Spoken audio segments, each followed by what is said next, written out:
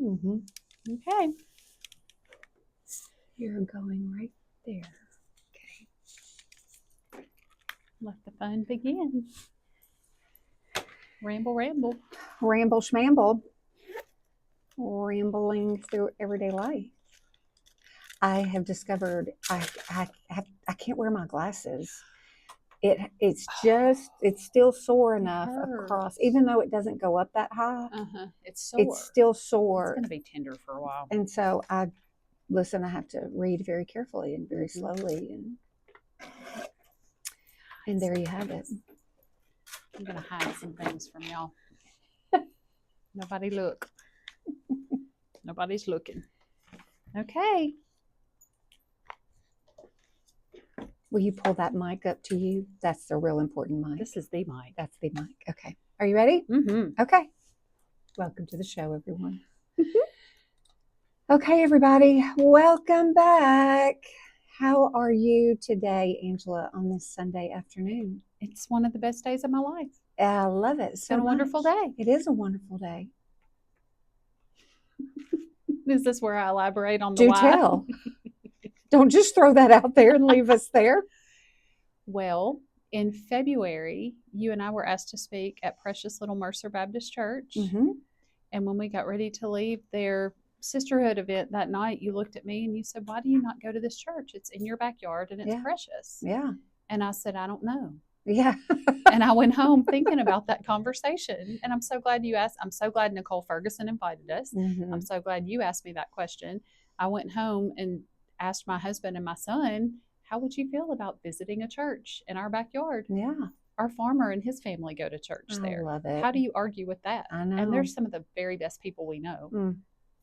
We've been part of it ever since. And today we officially became part of Mercer Baptist Church. Thank you, Jesus. I have cried and worshiped and been down to the altar, and I'm just floating on a cloud. It's the best day ever. It is. It's a great day. It's the beginning of a new season. I love to have people. Mm-hmm. I love to belong. Mm-hmm. We just went last weekend. Carl and I helped lead a marriage retreat with Rad and Libba Ellington and Bryson Hope Meeks from Mercer, and got to know some of the couples there. And it was an Adrian Rogers study. Love it. Him and his wife. It's called One Lord, One Love. It's excellent if you're looking for just anything on marriage. But just the more we get to, when you know. Yeah.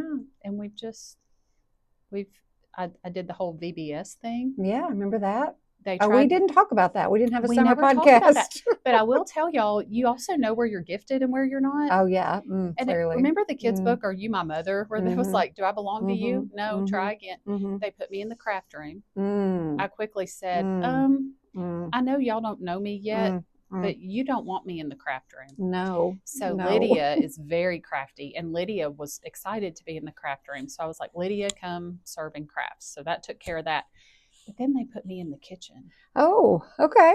And I took one look at them and I said, did my husband pay an extra donation to get me in the kitchen with these Baptist women that know how to fry chicken? Is that what's happening here? But anyway, that's how I got to know Libba. And anyway, And that just all began back in February. At the very end of February. 6 months ago. And you and I have talked so much about seasons and how we felt like the Lord was just doing new things in our lives. And you never know what that's going to look like. No. We were happy where we were. I wasn't looking for a new church necessarily. But Cole is very plugged in with the youth group. And Lydia went to a crawfish bowl with the young adults last night. And it's just sweet. Yes, it is sweet. And it's right there in my neighborhood. Yeah. Right. And just, for so many reasons, it makes sense. It does. So it's a win. Today is a beautiful day. It's a win, win, win for everybody. So we also very much are interested in how Fran is doing. We have prayed for you. Let me start by saying, if you're watching on YouTube, you can see how well she's doing. Fran, you look amazing. You are so strong. And the Lord is so good. He has been so kind to answer prayers. Yeah. I would have told you look beautiful even if you didn't. But you I don't have to lie to you. You really look good. How are you feeling? What do we need to know? First things first. Yes. Thank you to everybody that has texted and, just like, oh my gosh, I didn't know, or I just watched or listened to the episode and I've been praying for you. that it just means so much, because this is not the kind of thing that I have taken a real step back from social media. So I'm not posting things. I don't share things. Different side note, or a side note, is I was talking to somebody yesterday and I was like, something happens when you get older. And I understand why. I'm about to get on my social media soapbox, but I understand why people pull away from it. I'm becoming more private the older I get, even though I will be completely transparent with anybody about anything. But when it comes to social media, this whole skin cancer, cutting my face open, has just done a number on me. And it's been a very humbling experience. And I said to someone yesterday, and this was a very bold, strong statement, what I'm about to say, but I really wish like maybe some other time we could dissect it a little bit. But I'm like, tell me how you changed somebody's life through social media. Tell me what you looked at or read this morning. Like, you cannot remember.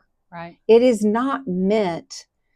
It is just, I feel like it's just causing so much insecurity, so much doubt, so much confusion. I think it's just messing with our brains in such a way that is truly not helpful, to where we have studies now that show we have a generation, this younger generation, that is more stressed, more lonely, more overwhelmed, than ever before, more anxious, in the history of this world. And a big part of this has to do with social media and its influence and terrible influence on us. We talked about that this morning in Sunday Uh, school. listen, I yes. have Sunday school at my Yes. little church. Mm-hmm. One thing that was brought up by a younger person is they feel like they're caught up and they know everything. Yeah, and you don't. But you don't. No. I'm getting to know some of these people, and I've not spent much time yet face to face with them, but I know all about their life by what I've read. Yeah. So there's a real tendency to just not invest the time in person, Right. because I already know a lot of the Right. answers. Right. That's weird. It is weird. And this came about in the last week after I had this procedure done, because if you know me, then you know this has happened, Mm-hmm. and therefore you're going to check on me. I don't need social media to validate, to take care of me, so to speak. That's not healthy for me. And so, as I told y'all, I don't know if we talked about this on the podcast. Well, you and I have talked about it so much to where I'm like, I get confused on, did we talk about this? Where did we talk about this? But yeah, we did talk about this, because I have said in different places that this journey has just exposed so much pride in my heart, and my desire to be seen and known by man instead of the Lord. I've got everything flipped backwards. I want to be applauded by man first and then the Lord. I want to be seen by man first and then the Lord. And we have had an overwhelming amount of people reach out and say, me too. Yeah. And bravo to Fran for breaking that open into the world and saying the hard things, because that is very relatable. It's very relatable. And I think until you go through something to where in the last, since, I don't know, a solid week, I didn't leave the house. I had a big bandage on my face. I was questioning a lot of things on identity and this approval of man, and to be seen by man. And the little bit that I was getting on social media, I was like, this is not helpful for me right now, because I'm so tired of seeing the good in everybody's life when I know bleepity bleep bleep that that's not real. What if we had a day where everybody Nobody just would showed do the real it. stuff? I know. Nobody would do it. But so it's like social media has become this place It's curated, where it's just all good all the time. And when you're in such a vulnerable state that I've been in, that is not helpful. We'd have to feel left out. Oh, I think yeah. I would. Very Yeah. left out. And Yeah. your face is your face. Right. I've got a scar on my arm that I can cover up. Sure. Your nose can't hide. Right. So it's, do I just sit home? Right. Or do I go? Yeah. I didn't go to work. I couldn't deal with it. I couldn't deal with the looking, the asking me the questions, the insecurity, the self-conscious state that you just live in all the time. I couldn't do it. It was traumatic enough, the whole experience of the procedure itself that day. And so that's very embedded in my brain and in my heart and my nervous system. And so to come and like be around people was like, no, I got to take off work. I can't do this. And then so to open up social media and to see these lives being lived and led, you're like, yeah, I'm not Y'all are real. fake. I'm Y'all not, are all fake. yeah, I'm not just, I just can't do that right No. now. I can't do it right now. But anyway, so that's my little tangent on social media. And it gives me anxiety to open up and look at it. Honestly, I don't know what the Lord's going to do with that, but I'm just not interested in it right now. But I can't say it enough. Go to the dermatologist and get your skin checked. But then also I have found it interesting that any other cancer that we would have inside our body that we cannot see, without a doubt, we would go get that thing treated and we would be seen immediately and panic if we're not being seen. But the minute something pops up on your skin that is seen and that you know is wrong or off or could be something, we get scared and we're so afraid to deal with it. That is true. And I have just sat in that and thought, isn't that interesting?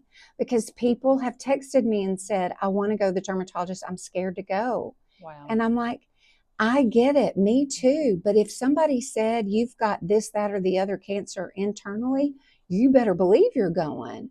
So there's that tension of the unseen sickness and the seen sickness has been living in my brain for a while. And I think that's interesting. I don't really know what that says about me or about people or about us, but I think it says if something is difficult and I don't know that I want to deal with it and I don't know that I want to see it, because to see it means I do have to address it. That's a whole nother conversation. That's a whole nother conversation. And to have capacity. Yeah, to have capacity for it. But when you can see your skin being cut open, she drew that out for me on my face. She circled the area. She drew a line up. She drew a line down. And she let me look in the mirror and she said, I just want you to see the line, the incision line that I'm going to be making on just the dead center of your nose. With a Sharpie. Yeah, with a Sharpie. It was a purple Sharpie. For some reason, when you told me that part, that made me anxious. Oh, I cannot tell you how anxious I was the whole time. And so then they deaden everything, and that is not fun. They did that when they had to do the biopsy on my nose, but because of the procedure, there's so much more deadening. And this is a plastic surgeon that specializes in dermatology. When I tell you she is an expert pro, the woman is an expert pro. Vanderbilt Health Services, Dr. Stacey McMurray. Oh my God, cannot recommend her enough. And so once everything was deadened, she literally, I'm awake. And it's just her and her nurse.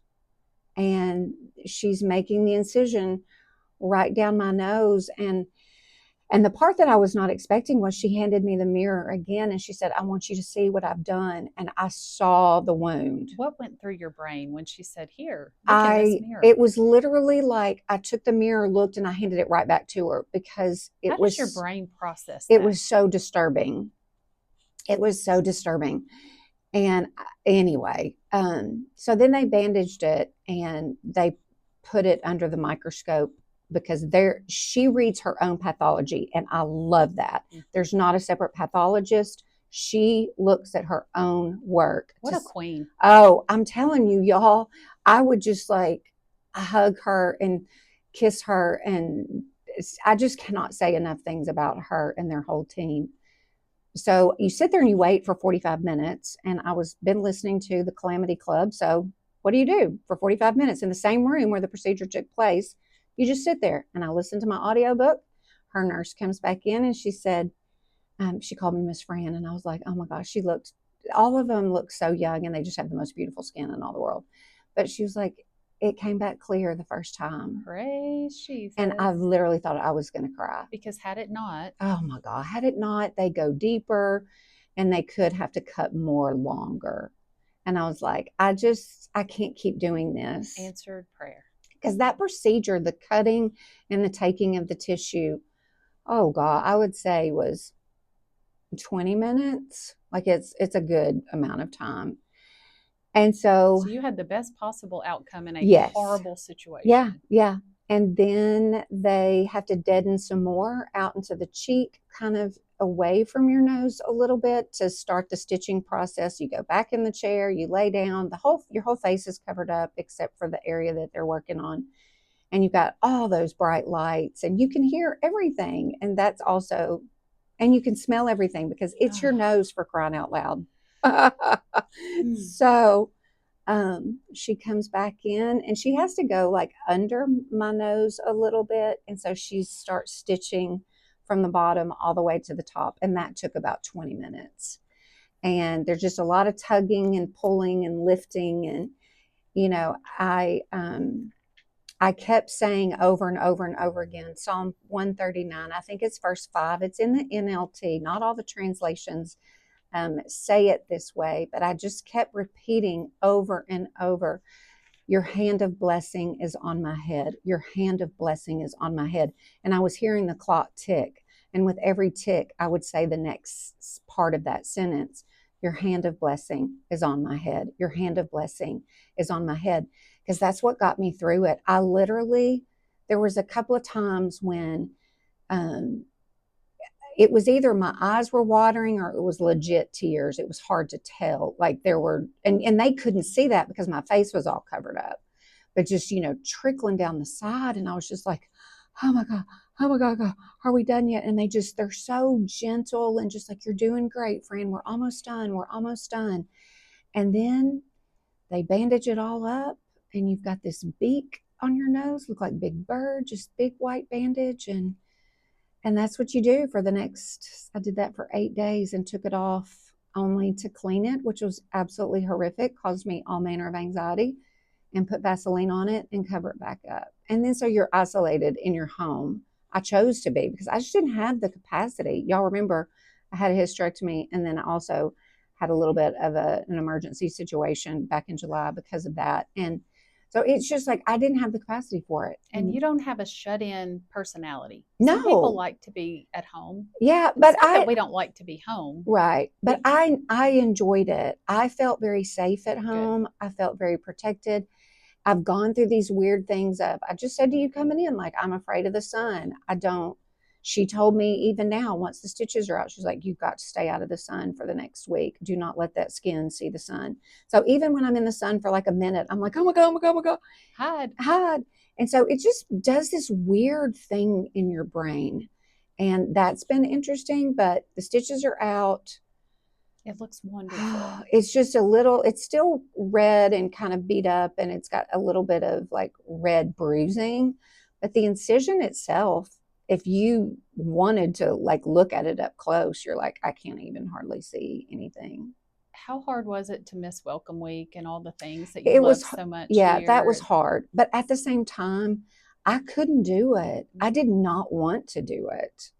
I couldn't. Mm-mm. So anyway, here we are, everybody. There's your skin cancer update. I can't wait to see or hear from you what the Lord is revealing through all this, because I keep telling you, like, your branches are going to be heavy with all this fruit he's growing because he is doing something. Well, before he can grow anything, he's got to tend to your roots and to what you believe.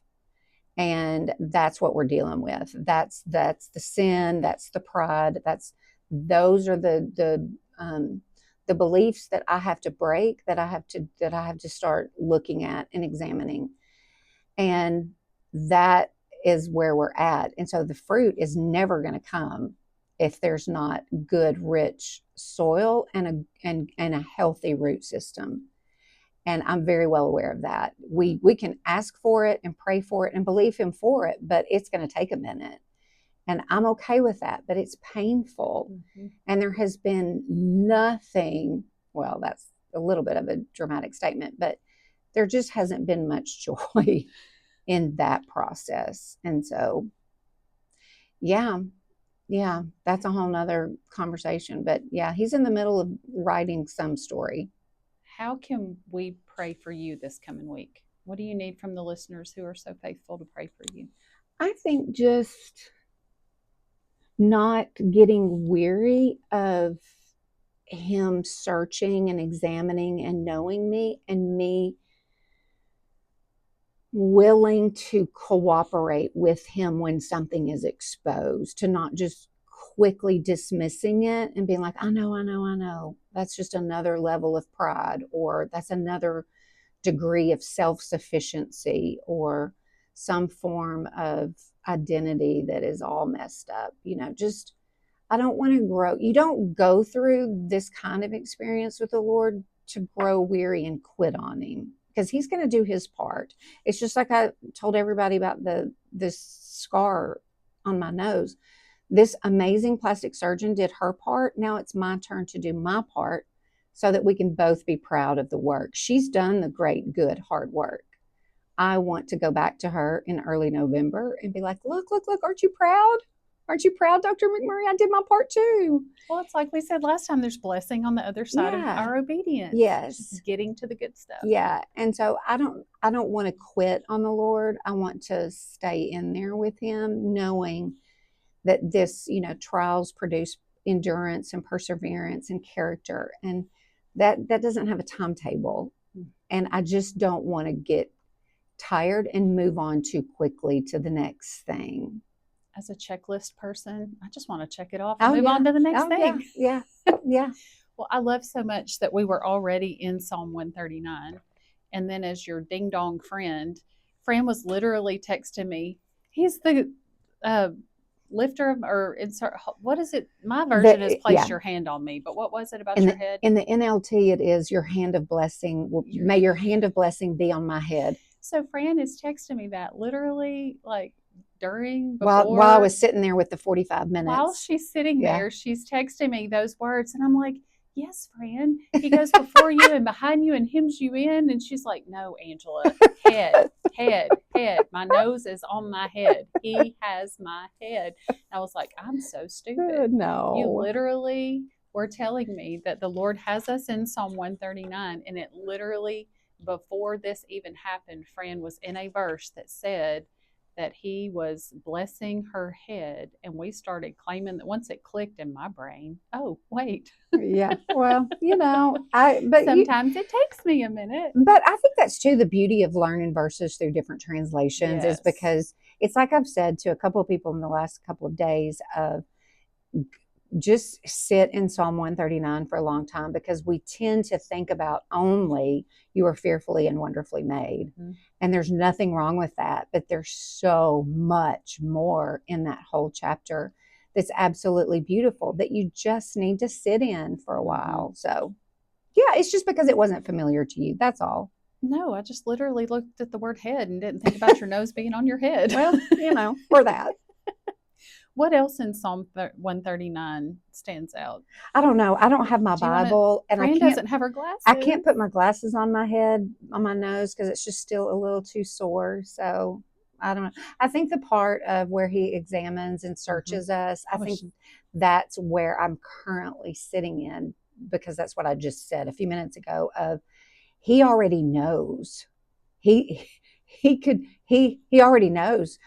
Why examine? Why search? We're not teaching him something he doesn't already know. No, he already knows. And so wonder, that's so interesting to me of, search me and examine me, but you already see and you already know.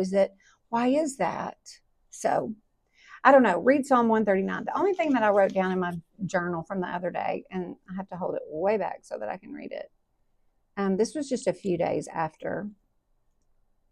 And I'd also read wherever it is in 1st or 2nd Samuel about how the Lord, he looks at our heart. See, this is one of those backwards verses for me. The Lord looks at our heart. I know that. Man looks at outward appearance. The Lord looks at our heart. And I'm like, yeah, I know that. But actually, what I really do love is I want man to approve and like what they see on the outside, whether that's physical, whether that's in work, whether that's in ministry, whatever it is I'm doing, I want man to see something. And how do we untangle where that's okay and where it's not okay? Right. Well, yeah, exactly. Because to some degree, Right. Yeah. Not excusing it, but to some degree, Right. healthy community encourages us by calling out the good they see to fan the Right. flames and Right. keep us going. Yeah. And that can go to our head really quickly. Absolutely, it can. And it can be too, for me, I have found that it's just been too validating. I'm not I'm not in enough dialogue with the Lord of, Lord, I feel like I'm becoming too dependent on the approval of man, or I'm sorry for what I said, or I'm sorry for what I did.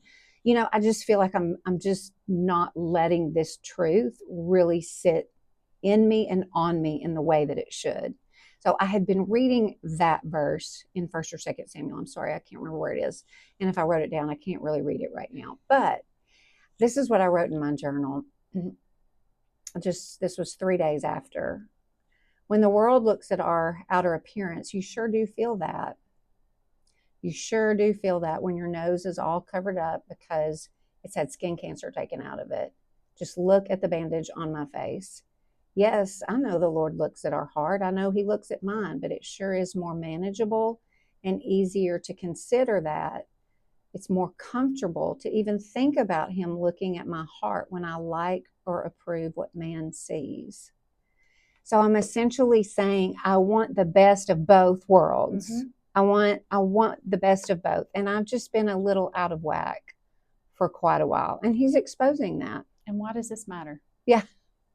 Well, because if I'm going to live a life that is, if my job is to glorify the Lord in everything that I do, I'm not honoring Him if I'm honoring self, considering self, looking at self, if I'm being very self-centered, but yet there's just enough Jesus there to make you think that I've got it all figured out. It's like going off on a side road and thinking, oh, I've got this under control, but you hit a dead end pretty quickly. And if you just reroute and get back on the main highway with Him, you go all the places. Yeah. If that makes sense. Yeah. So I think about my GPS rerouting. Yeah. Rerouting. Yeah. If you missed your turn. If that were the case in our spiritual lives, I think that darn thing would go off every 10 seconds. Oh, absolutely. Rerouting. Absolutely, it would. Another part of Psalm 139 that just jumped out at me a second ago is in verse 3. And in my translation, it says, you observe my travels and my rest. Yeah. He knows where we're going. He knows when we're moving. He knows when we're lying down. And I love that. Yes. He knows everything. He's also telling me I should travel. Or that. And rest. Or that. Yeah. Yeah, it's just so good. It's so good. And the verses we just talked about in Psalm 139 were 23 and 24. And my translation says, search me, God, know my heart, test me, and know my concerns. Oh. See if there is any offensive way in me. Oh, and really? lead me in the everlasting way. He knows us better than we know ourselves. And it really comes down to, I was in John 15 earlier this week and just reminded myself just to abide, just to sit right there with Him. And that sounds lovely. It sounds so lovely. It's so hard. It's so hard, and it requires so much frequency. Yeah. Over and over and over. It really is a matter of going reroute, get your brain back on Him. Right. Every time I start to wander, I get myself in trouble. I know. I wish there was some kind of, I don't know that there's enough conviction. I don't know that there's enough sustainable conviction in my life to where I would even be aware it's time to reroute, Fran. I think I'm so conditioned to move on so quickly that my own sin just is very comfortable, and I'm not convicted quick enough or long enough. Probably not. I don't know if I would love to know during the course of the day, Fran, here's how many times I tried to get your attention and you were so wrapped up in self, you missed it. Would I even hear the rerouting? Would I even acknowledge it and see it? I don't know. We get these blind spots. Yeah. But also you're aware of it because you're having this conversation. I think there's just so much more there. Yeah. Well, we're not going to move on quickly. No. And it's certainly not just you. I mean, we were overwhelmed with people saying, hey, thank you for putting this out there because I relate. And for me lately, it's been control. Yeah. We talked about that in Sunday school, and I was not encouraged whatsoever to know all the people older than me in the room said, oh, yeah, everything Fran tells you is right. Once they're 18, it's a whole lot harder to be a parent because you have no control to begin with. Right. And now you sure can't tell them what to do. You have to trust the Lord with them. I know. That's hard to do. Control is just so comforting. It's the biggest illusion there is, and I'm very comfortable within that. I will Yeah. believe that lie all day Oh, long. I know. And I can fix it. Just let me fix it. And to try to untangle, I mean, all of us get this, like to try to untangle, it just comes down to, I don't trust you, Lord. Right. I just don't. And he knows that. And we're just like, that's where for me it stops.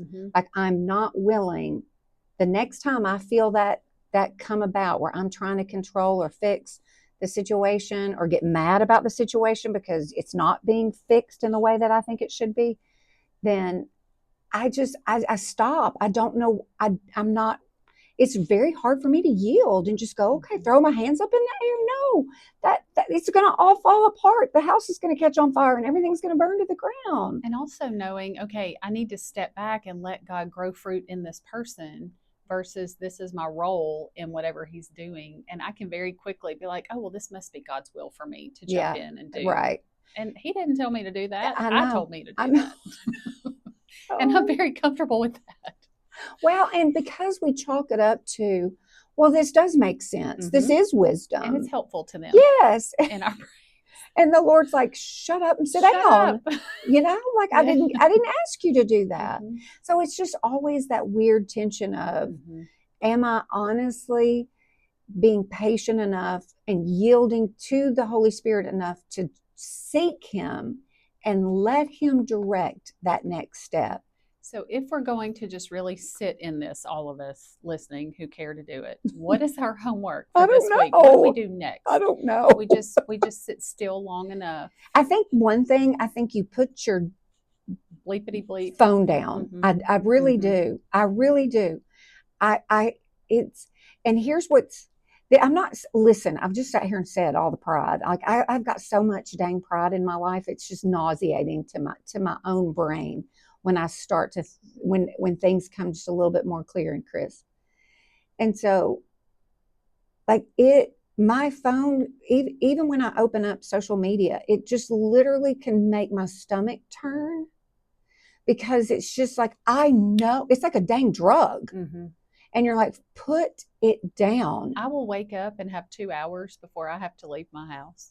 And then I pick up my phone for 5 minutes, and then I have 30 minutes left before I have to leave. It's so like, stupid. Where did that hour go? And it's I did not. Stupid. I didn't benefit from it. I didn't learn from it. Your life was not changed because of it. If anything, I feel heavier because now I know 32 people's problems or situations. You're not meant to carry that. No. You're meant to carry my problems. That's right. Yours and mine only. But like it's just not good. So I would say we're going to put our phones down. We're going to put our phones down, or at least put social media, turn your notifications off, delete apps. Set your timers. Whatever you need to do that works for you. Go outside. Yeah, and just let your brain rest so that it can begin to really hear from the Lord and like be okay with conviction. And I have written more things down in the last week than I've written down in a very, very long time. That's interesting. And it's just simply because there's so much space. There's just a lot spinning around in my brain that I need to get out. And there is proof that writing versus typing helps your brain process better. Yes. Because you've got to think about it. And your hand and your brain and your, whatever. Yes. There's some scientific blah, blah, blah proof behind that. And then I think, you don't have to, I've said this before, like, I think reading plans are great, but I'm also like, if you're in a season where I just feel like I'm not in a reading plan right now. I can't. I'm going to read Psalm 139 until I feel like I've got the whole dang thing memorized. Like, there's just too much going on in there and I'm not ready to move on. And that's okay too. If you need to lose your streak. Do you know it lets you restore your streak now in the Bible app? See, I think that's terrible. I think it's terrible. I actually said no. Yeah. I could have looked perfect and I was terrible. Like, no, don't restore my streak. This is dumb. It is dumb. We don't need that kind of reward to read our Bibles. No, we don't. And I just feel very strongly about that. Old me would have been happy to restore my streak. Oh, yeah. You're rubbing off on me, friend. Well, I just don't, for what? It's so dumb. For what? It's like when my Oura ring gave me a bad score on my sleep, and you were like, Angela, who cares? Why do you even look at your score? You know you slept bad. Right. I know I had caffeine too close to bedtime, and I know that I scored a 87. Does that define me? No, But no. did I wake up and look at it and feel a little defeated? Yeah. Yes. But see, that messes with you. It's so stupid. It messes with your brain. And It I don't does. know that that's good for you. It's not good for me. Let's just say that out loud. Okay, I have something to tell the people that they don't know. And this, Because good grief, this has been a serious conversation for 33 minutes now. well, we're gonna Oh my flip it. gosh. We're gonna flip it on its head. Okay, We've let's been go the spiritual. Now unserious. we're gonna Yeah, go yeah. not unspiritual, but unserious. Okay. My husband has added upwards of 60 new critters to our farm. I love it so much. But now we're down to 43. We're giving and Yeah, taking away. And Let's just get our mind wrapped around that number for a new minute. pets, everyone. I have 2 dogs. 2. Well, these, 1, 2. Those are my animals and my pets in suburban Jackson, Tennessee. Green Acres. Was it Zsa Zsa Gabor? Yeah. And Yeah. Man with the Pitchfork. You Yeah. are my wife. Yeah. Goodbye, city life. I grew up in the city. Here we are in the country with all these birds. And how many did you say? Well, Carl says as of today we have 47, I believe. Okay. Turkeys. Yeah. Okay. Turkeys. Y'all hear that? These aren't turkeys that will be eaten on I Thanksgiving. know. I'm like, what's happening to these turkeys? But here's what's so sweet. Carl is like, Fran is like big sister to Carl. So Carl was very concerned about Fran. And part of Carl's intention on cheering Fran up was, I'm going to name a turkey after Fran. There you go. And- Listen, that's arriving in life right there. And he wanted to make sure, as you were arriving at your surgery appointment, that I was sending you videos of little Franny. I forgot about that. And I thought, Fran either is going to not see this or be like, why are you sending me turkey videos? I'm Yeah. at the doctor, leave me alone. Yeah. But little Franny, the red sweetgrass turkey, Mm-hmm. is Fran's namesake in the Uh-huh. farmyard. Mm-hmm. And nobody will be shocked to know that little Franny is the mischief maker on the barnyard. Yes, as she should be. Little Franny is taking charge at getting out of the pen and sitting on the house and teaching the others how Yeah. to use their wings and escape. And Carl has to chase them with a net.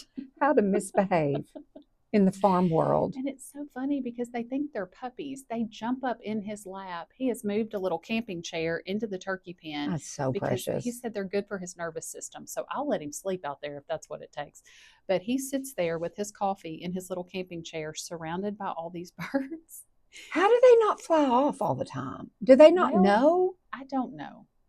I would think they'd be like, well, just take one time. And they're like, oh, yeehaw, let's go. They learn to roost where they're safe and come back at bedtime. But we did have 2 that didn't end well because they decided to build a nest in the woods where the bad things are. Well, so see? Mhm. they've got to be smart. And they'll but just stay there for they just stay there. He has 3 forever?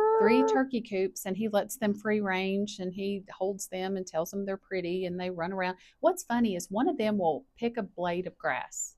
They're all surrounded by grass, but one will pick a blade of grass and all the others will chase after it for that one blade of grass. There's so many spiritual stories in this. It's Right. like the Lord's like, I got you a whole pasture over here, Missy. There's an abundance. Uh-huh. August, abundance. Here's Uh-huh. your abundance of Uh-huh. blessings. Stop Uh-huh. chasing after what I've given I her. know. Mhm. Mhm. That's so interesting. Isn't it? What else do So- they eat? Worms. He worms? hand feeds some grubs. Mhm. And do we go buy these things I from? don't know. the tractor Probably. supply I would place? imagine. But Dottie the pig Yeah. gets a little frustrated with the turkeys and their shenanigans. So she charged and oinked at Franny to get Franny to settle down. So Dottie and Franny have had a little not getting along. conflict, and Dottie had to lay down the law and tell Franny to. Literally, she laid Mhm. down Mhm. the law. She did. Uh-huh. She did. Uh-huh. Literally. Uh-huh. Literally. That's so funny to Mhm. me. Do they? know. What do they do at nighttime? Do they just go to sleep? They roost and they go to sleep. What does and that then mean? They roost. They get up off the ground. So he has these poles up near the roof of their chicken coop, and they fly up there and they perch. and on they this sit up little- there. Mhm. Why do they do that? Did I already ask So you they that? don't get eaten by a fox or a Okay. coyote or anything Okay. on the ground. And they just know to do that, They or just know somebody. to do- it's just in them. Mhm. The ones that don't get eaten. So And they sleep. they sleep. Do they tuck their little heads down? They do. And then do you hear them in the morning? Do they start cackling and making Mhm. sounds? They gobble. Give us that sound, Angela. cannot Yes, do it, I but need I- you to do it. Give us the sound, Carl Angela. can do it really, What does it really sound well. like? Gobble, gobble. Oh, come on. I can't do it. I will get you a video. Yeah, we'll have video. We'll have a video. Okay. I'm not a good imitator of Okay. turkey No, I wouldn't gobbles. have a clue how they sound. I mean, And- I guess in the Mhm. videos that y'all sent me, I can hear it, but I'm like, I don't know how to imitate that. And then at some point in the near future, Atlas and the Turkeys will have a book. Y'all, it's going to be printed. I'm going to print on Tuesday of this week coming That's up. amazing. Mhm. And he is now 7 years old, Yeah. little Atlas.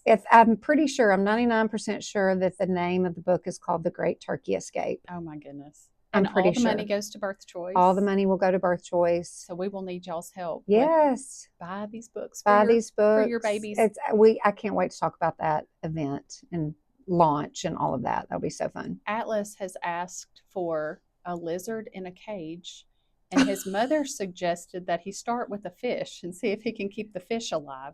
Do lizards go So- in cages? I don't know. Where's Carl? I don't know. Wouldn't it be But we have something a if fish. I wish we could get Carl on this I blah blah know. blah Oh show? my goodness. But Atlas, I do have some Atlas quotes. Okay, yes, tell us. Would you like to hear Uh-huh. some things that Atlas has said Yes, lately? because this is His amazing. mother sent this to me one day. I was having a hard day at work, and she said, "Well, here's a list I've kept of Yeah. Atlas quotes." We all 7 need a years old. 7-year-old in our life. I was starving today, Mom. Not like other people in the world, but still starving. Valid, valid. Me too. Then later he said, "My favorite president is Pop." Oh, that's just so He sweet. thinks Carl is president.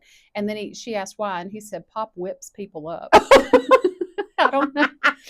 I don't know that I have seen that, and I sure don't think he has seen that. But in Atlas's little 7-year-old I brain, know. President Pop can take care of business if Listen, necessary. as he should. Okay. And then she said, "Well, what about Honey?" And which is me. He said, "My favorite thing about Honey is she buys me presents." Yes. So there you go. There you go. And then they had an assignment at school that if I was boss for the day, and she said, "Well, Atlas, what would you do if you were boss for the day?" And he said, "I would sit all day and do nothing, and then have you feed me snacks all day." And I thought, well, there you have it. That's some leadership. That kid knows what he wants. That's amazing. So how cute is that? I know. We love Atlas. That's I so know. sweet. I know. Okay, well, I told you a little bit about the marriage retreat. We did that last Mhm, weekend. Our session was communicate, don't disintegrate. Yeah. And then you and I added on the interstate because if any of you have been married a while and know you need good communication skills to not disintegrate, on the interstate is a good place to test that I out. need y'all to share stories of how you've lost your marbles when your spouse was driving down the interstate. Does because- anybody else pretend to hit the gas and the brakes on the passenger side or say out loud what they think their husband should do or not do when he's whipping in and out of traffic like Mario Andretti on the interstate? I mean, for real, this is not the Indy 500. I think they're entertained by who can Risking I our beat? lives? Who can I beat to Nashville that I don't Gosh. know? Here comes that same white car. I got to get ahead Yeah. of him again. It's exhausting. It's so funny. Yeah. Okay, super fast. I have a podcast recommendation Yeah. list, and you probably have a few Mm. too that you love. But I'm absolutely binge listening to Maddie Pruitt. Stay True. I with have Maddie not listened to one of her Oh. episodes ever in my life. They Ever. are so incredibly good. Ever. She had one that came out. Y'all may know her. She was on the Pilot Pete's Bachelor season Oh, yeah. years ago. Remember and that? And she took the high road and was very classy, and she loves Jesus. Her daddy's a basketball coach at Auburn.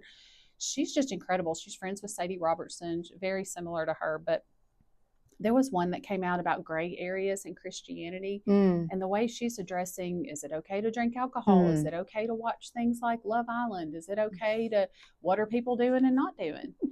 and listen, the Lord has convicted me. I used to watch some of these things and I haven't. Can in I watch a couple Dallas of Cowboys years. cheerleaders? She gave such a great answer about how personal that is for all the people. Yeah. But just, it's so refreshing to have a younger voice. Yeah. That's so Right. confident. Well, in and it's who not- she is in Christ. And not an old lady, one of us going, rah, rah, rah, rah. Because I said so. And they're like, but you did it. Now you don't want to do it. So now you're telling us not to do it, even though it's not age appropriate for you anymore. Right. Mhm. Yeah. Yep. And, Okay. and the Perrys with the Perrys. Yeah, always love them. And then 2819 Church Yes. with Philip Anthony Mitchell. Yeah. Love him. Love, love, love, We're love, going love. to Atlanta on a field trip to see him preach one of We these are. days. One of these Sundays, we're With going to Susanna. grab Susanna Mhm. and we're going to hightail it down We're there. going to take the little flight. Mhm. Oh, the flight from Jackson is buy one, get one free. Oh, dang. I For wish a we. while. There's a flight from Jackson to Chicago and Atlanta. If you're Mhm. interested in travel, Mhm. check that out. 'Cause Check that's that out. Denver Air for the Okay, what win. else? Okay, read our memory verse for August. We've only got, y'all, it's the 23rd of August is like the month that never ever ends. And it's like, Yes, but also it's going by quickly. is it? Speak for yourself. Well, unless you're Fran in the infirmary where she's been for quite a I while. feel like we've been in August for a very, very long time. Mm-hmm. John 16:10, John 10:16. What is it? I thought it was in Luke. Oh, I don't have my spiral with me. Fran. I'm so abundance. Is it the one? Oh my God, y'all. This is so lame and horrible and embarrassing. I don't have my spiral with me. And clearly, I don't have it Well, memorized. I was going to look on my phone, and we're using my phone to record this podcast. Hang We're on. in trouble. Here, no. You keep talking. I'm going to pull up our notes, Okay. our story Well, notes from last time. I'm going to see. Is it? I want to say Luke 9. Yeah, Luke 19, right? Luke 19. Luke 16:10. Here it is. 19:16. Same thing. Turn that 9 upside down. Oh, I can't laugh. It hurts my Oh, nose. don't laugh. Okay. That's a lot of pressure when your best friend's is funny. Okay. Stop laughing. I'm sorry. Think sad thoughts, friend. Think Sad thoughts. Okay, Luke 16:10. Whoever can be trusted with very little. We cannot be trusted With anything. With anything. Whoever can be trusted with very little can also be trusted with much. Mm. And whoever is dishonest with very little will also be dishonest with much. Luke 16. 16, not 19. 10. Turn that 9 upside down. You got a 6. Luke 16:10. Next week, we have Jesus and Jammies, and I can't wait to experience that and talk about it on here. What a sweet women's event over pancakes and our pajamas. No, that's this coming Saturday, Mhm. and that's going to be so fun. Yes. Jesus and Jamie's. That's a cute title if you're looking for a title for a Mhm. Saturday morning women's retreat. We'll have lots to say about that on the next episode. Y'all are so amazing. And our takeaway, get in the Word, put down your phone. Don't be afraid of what the Lord wants to search and examine in your heart. And do it with a friend. Do it, yes. Do it with Invite a somebody friend. to do this with you. We're better together. Yes, absolutely. And we're here if you need us in any way. Absolutely. All right, y'all have a fantastic week. We love you so much. See you next time. Okay. I'm sitting here waving like I don't have to walk all the way over here and do this. Goodbye.